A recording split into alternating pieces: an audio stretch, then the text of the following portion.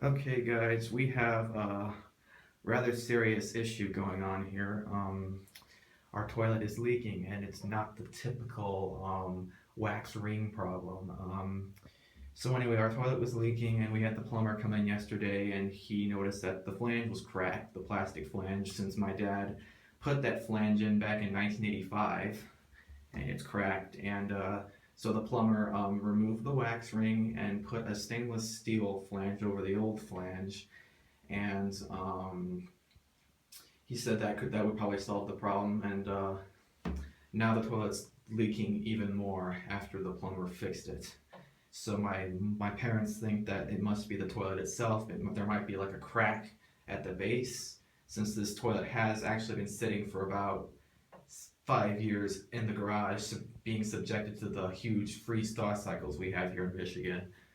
You can clearly see it's leaking right there, and it's also leaking into the basement. The water has rotted through the floor. It's been dripping in the basement.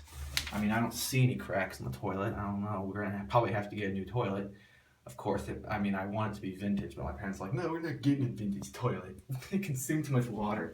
Well, there's an advantage with vintage toilets. You can flush more down. Here, I'll show you the problem in the basement.